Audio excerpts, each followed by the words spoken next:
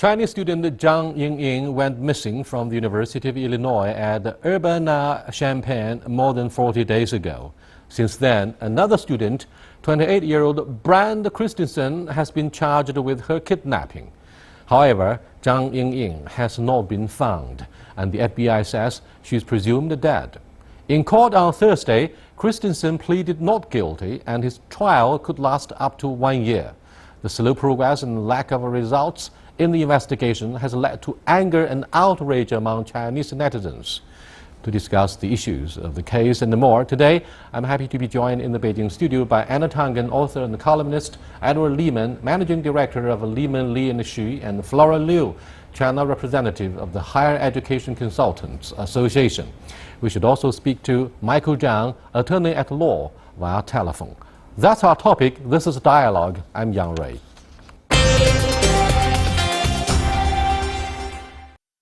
On June 9th, Zhang Yingying disappeared on her way to sign her apartment lease. According to the report from the FBI, although she has not been found, her chance of still being alive is minimal. As shown on a monitoring video on the street, she got into a black car before all contact with her was lost. Within days of Zhang's disappearance, police discovered that the car in the video matched one registered to Brendt Christensen, a 28-year-old University of Illinois-Champaign student. In the police's first visit to Christensen, he denied having left his apartment the day of the kidnapping. Authorities searched his car and found it had been thoroughly cleaned, potentially a sign of effort to remove evidence. Later, they began monitoring Christensen and discovered a recording in which he said he had kidnapped Zhang. On June 30th, Christensen was arrested and charged with the kidnapping. In court on Thursday, Christensen pleaded not guilty, and he will be in court again on August 28th for a pre-trial hearing. A trial has tentatively been scheduled to begin on September 12th. The suspect, Brendt Christensen, pleaded not guilty on Thursday to at least one count of kidnapping in connection with the disappearance of Zhang Yingying, the Chinese visiting scholar in Illinois. He told the judge that he's taking antidepressants. How do you interpret what's going on there, Anna?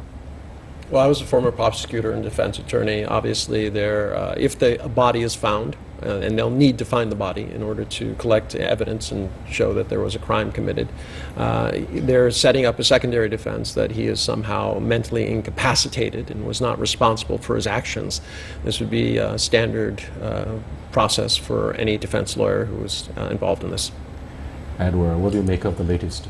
Well, I mean, it's not unusual that he would plead not guilty. I think that he invoked his attorney-client privilege very quickly into the, I think he was first interviewed on the 12th. The abduction took place, I think, on the 9th, then on June 9th, and then on June 12th they discussed with him, and then he was arrested, I think, on the 30th or something like that. But, you know, I think that he invoked his attorney-client privilege, and he has, looks like a father-son team from Urbana that are his lawyers. So I guess, and one guy's got 37 years of experience, so looks like they know what they're doing.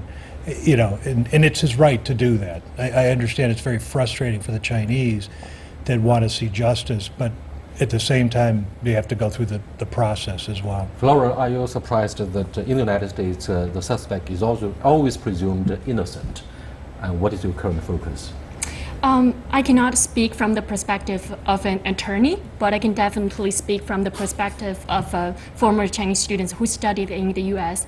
I find it's very surprising that if no evidence is found, the suspect will remain innocent. And the result is very disappointing to most Chinese students and parents. This is a big concern to them, because what if they send their kids to the U.S. and something happened and justice will not be brought to them? So I guess it's quite different from in China. If we think strong evidence, even strong evidence was found, even though the suspect is not pleading guilty, justice will be done. So I think it's quite different. Do you think response from the stunned Chinese audience and the netizens in their millions is actually the result of cultural shock. I mean, many of the Chinese would say, hey, this is the piece of cake, this is just easy trial. They don't accept, they refuse to accept the American legal system saying the suspect is always presumed innocent until proved guilty. Well, but in China itself, there have been a number of judicial reforms to address this very issue. People who were wrongly accused of very serious crimes put away for extended periods of time, only to be exonerated later, either by the real perpetrator confessing or some sort of other thing. So, let us make a difference between what is called circumstantial evidence and then hard evidence. Hard evidence is the body, any kind of tissue or something like that that can be traced directly back. You need a motive, you need a opportunity, and these types of things. So it is important to have process. I think the real frustration here was the handling by the local Urbana police. Now, Champaign-Urbana is a wonderful college town, but it's not exactly a hotbed of crime. So this kind of murder situation is not something that happens very often, and I think they, in many ways, may have bungled it, especially by interviewing him so early on, when it was quite possible the young lady was alive. And after that, he might have disposed of her and the body in a way that it would be very difficult to find. So there are questions about the handling of it, and I think that's where the frustrations would lie, not necessarily in the system itself. Well, a trial, the first of its kind in a series of similar things, occurred in the United States to decide whether this man should be found guilty. Now, let me go to Michael Zhang. The defense lawyer of the suspect is the vice mayor of Champaign, and he entered a plea of not guilty for the suspect. Currently, the suspect remains silent on this case. Tell me, Michael, how is the doctrine of presumption of innocence applied in the United States? The suspect is presumed innocent until he's proven guilty by the fact finder, which is basically the jury. So right now, the suspect is presumed innocent. So today, the arraignment was conducted in a very professional way, and the defense lawyer, although he is the vice mayor of the city, it really doesn't pose any conflict of interest because the city is a local government and the case is now being prosecuted in a federal court. Right now, I really don't see any conflict of interest. So the judge understands that, and the judge apparently doesn't think there is any conflict of interest.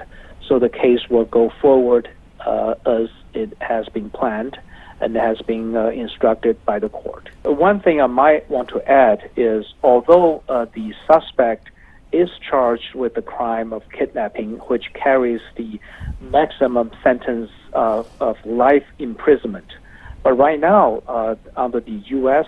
criminal law, he is still presumed innocent until he's eventually proven guilty, and by the fact finder, namely the jury. So, he has a constitutional right to remain silent, and, the police or the prosecution cannot do anything to force him to talk. And that's a constitutional right guaranteed by the U.S. Constitution. Yes, we have tons of questions about the constitutional right of the suspect. Having said this, a 26-year-old Zhang Yingying has been missing for over 1 month. After the suspect Christensen's arrest on June the 30th, investigators said they believe Zhang is unfortunately dead. On what basis would they make such a judgment? Is it likely that they have evidence they cannot reveal at this moment? Michael? That's correct. The prosecution does not need to provide the evidence to the public, at least to this point. But in the near future, they probably have to disclose all the evidence, or at least most of the evidence they have so far accumulated, because the court proceeding will be conducted and open to the public.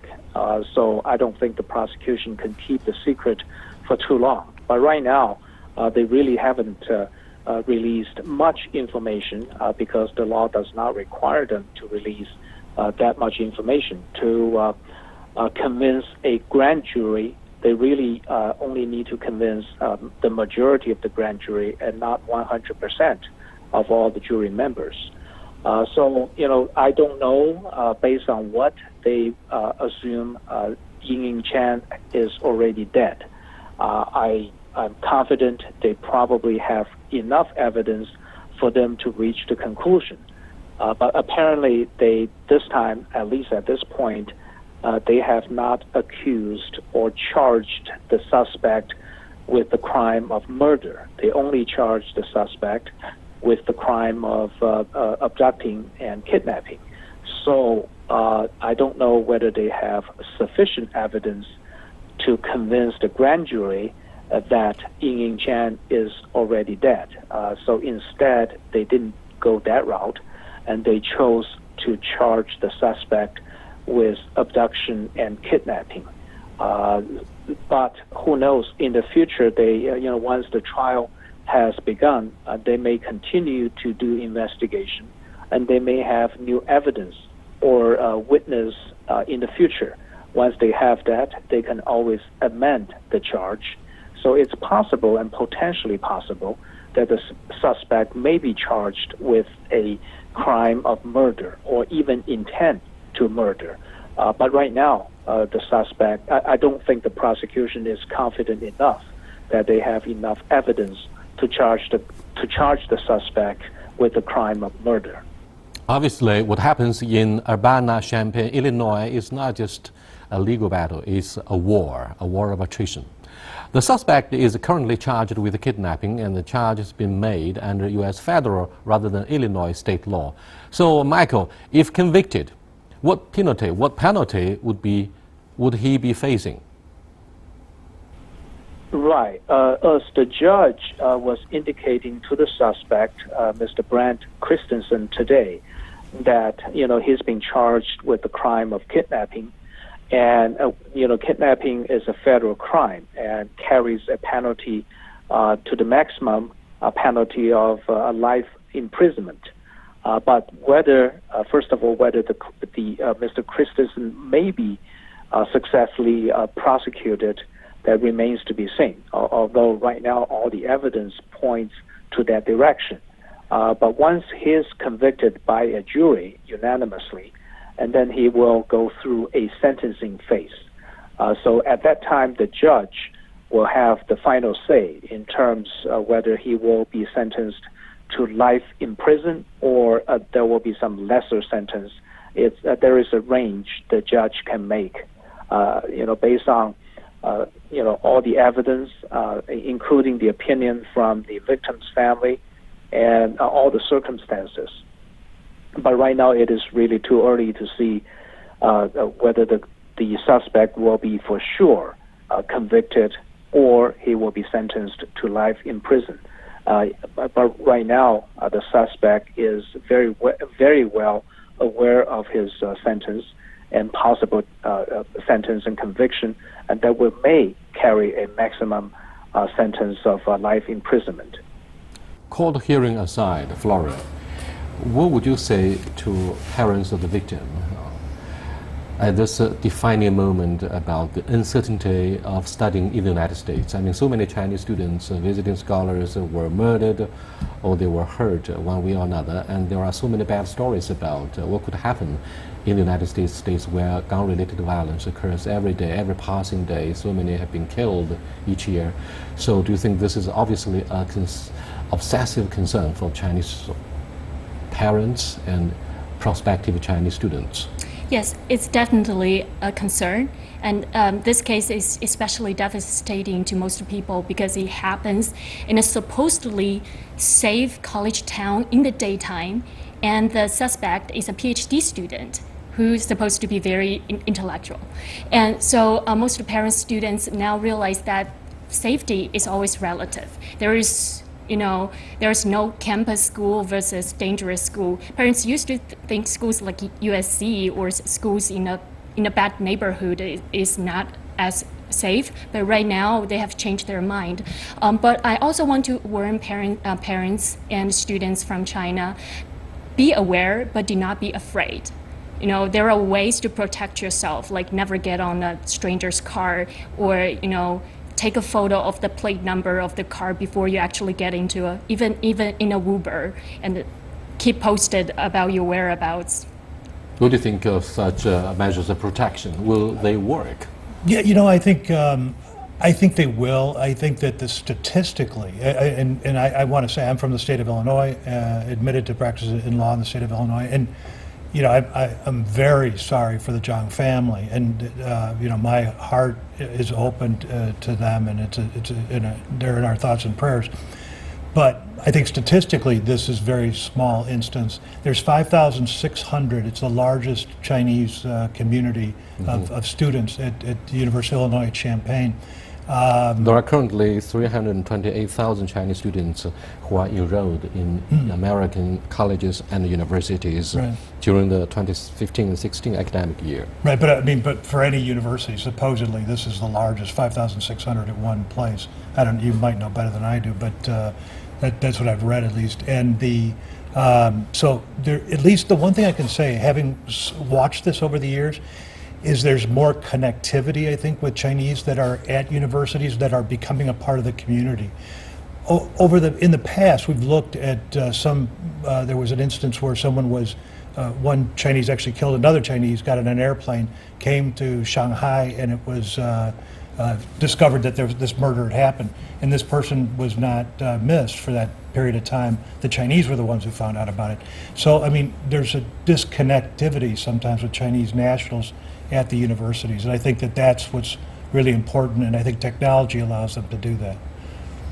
Well, I think statistically it's very low, but whenever a tragedy happens, it's magnified by the press, and it becomes a concern. The fact is that the crime rate in the United States is significantly higher than in China.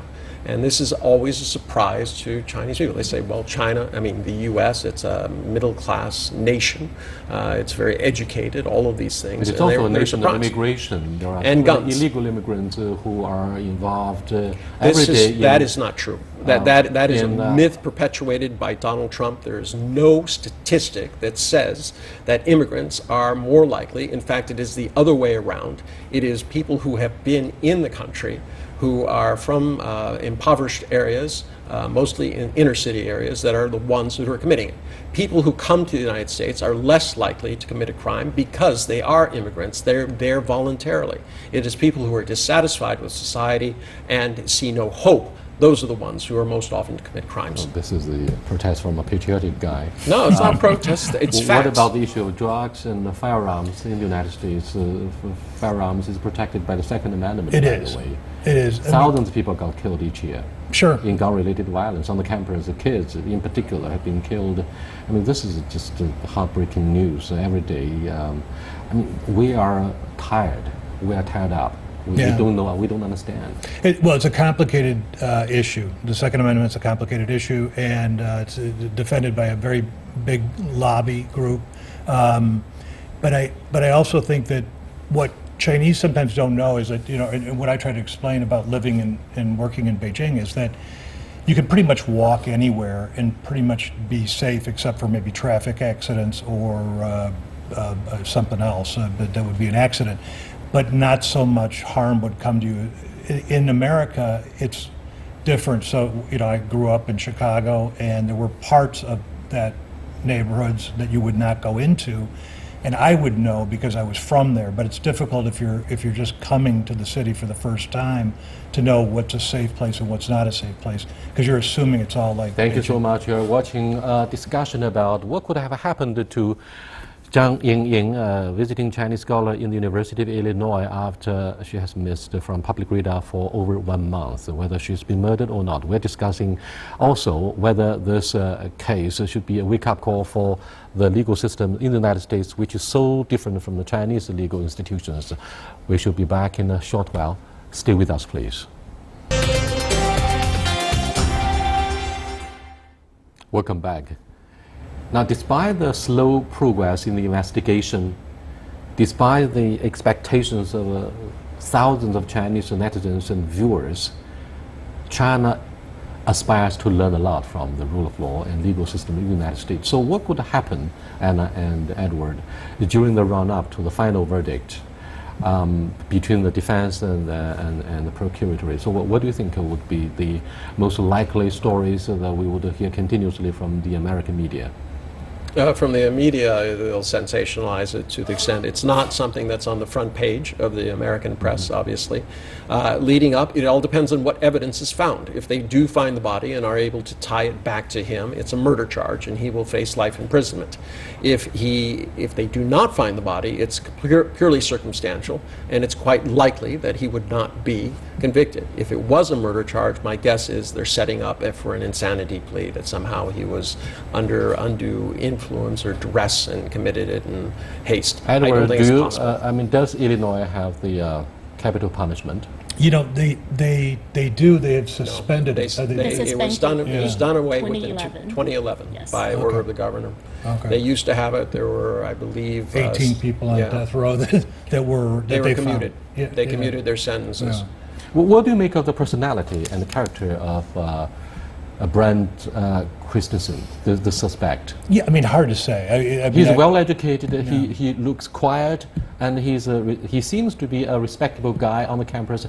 And yet, so many who are familiar with him were caught unprepared. They were shocked by the charges. I mean, what do you think of the personality of people of this kind? I mean, we are shocked. Well, I mean, you know, if it's indeed him, and again, we're presuming he's innocent until proven guilty, but that, you know, that there are people that are predators out there. There are people that you don't know what's in their mind or thought processes, and he's never had a criminal offense, never even had any kind of penalty or anything in the past. So it doesn't really make any sense. Now, he had been on. Is he actually a victim of online violence, online games? I mean, this kind of thing would always keep senior business executives as well as scholars obsessed. I mean, they could be addicted with such online games. Well, he was saying with the first time when the police questioned him on the 12th of June that he was playing games all day at home. About kidnapping? Well, no, he was looking at a website that was about how to abduct, or some sort of fetish website. That is weird. Yeah. Pretty weird. Well, I mean, there's... Flora, do you have a feeling of being safe? Did you have a feeling of being safe when you were studying in the United States? How would you develop your relationship with American friends, staff of the university, or since this incident, I believe more of the Chinese visiting scholars or students in particular would build a firewall to protect themselves, right? To be honest with you, in the first 3 months, I did not feel very safe because I was far away from my parents, from my home, my friends, all my familiar people. They are my social support. If something happened, I knew that I could turn to them for help. But once I'm in the United States, in a totally foreign country, I didn't know who to turn to in case of an emergency. So I didn't feel very safe, but luckily I got involved in the community, and I found there are counseling services in the school, and I can always talk to a staff who's in charge of international students counseling. So one tip for international student is always talk to the counselor in your school and take advantage of all the services for international students on campus. Do not walk alone, and do not, when you feel depressed, counsel with someone. Do not keep it to yourself. And Chinese students should not enjoy free riding as freely as before. But video of the hidden camera showed clearly that the suspect, Brendt Christensen, pulled over in his car, and they had a short while of maybe a conversation, something like this, between the suspect and Zhang. What do you think could have happened? Do you believe they may have known each other before this encounter? That may help disarm Zhang. Yeah, you know, I don't think so. Apparently, he had gone around the block, so he had actually driven past her, and then she, and then later, he came back again, and then he engaged her in a conversation, which lasted approximately a minute. So I think that he was probably, if it was him, you know, trying to say, well, I'll give you a ride. She was late for an appointment to lease an apartment, and the one thing, like I said, is that she was missing around 2 o'clock. That's when that happened, and then 9:24 was when an assistant professor actually called the police. So that's actually, you know, a lot of hours have passed, but but that's not as bad as it's been in the past. And I don't know when technically you're allowed to say there's a missing person 24 hours. abducted. Yeah, I mean, we even have this problem in China. Is when is an adult missing? We'll wrap up this discussion about the whereabouts and the fate of Yingying Zhang, the visiting Chinese scholar who may have been killed by the suspect. Now, finally, before we conclude this discussion, Anna, Edward, and Flora, very quickly, what would you say to the parents of Yingying Zhang? I mean, what would you say to those prospective Chinese students who would still prefer to go to the United States other than Europe or Australia, Canada, so on and so forth? I think there's two parts to it. First off, you should not be afraid to go to school. You should investigate. You should do everything that you are counseled to do. But the second part is China's rising wealth and power is making them victims overseas. You see this not only with students, but also with tourists. Edward? Yeah, I mean, I think that obviously practice safety, but I think it's worthwhile to go ahead and work overseas or go to school overseas for sure. I mean, this is just a statistically an anomaly for sure. Flora, what would you say to Chinese girls who will travel to the United States? Same as what I said before, be aware but do not be afraid. And there are ways to protect yourself and always be vigilant, especially when you're walking in the dark. Thank you so much for being with us. That's part of this dialogue about what would happen to more of the innocent Chinese travelers, tourists, scholars, and students in the United States. I'll see you next time. Goodbye.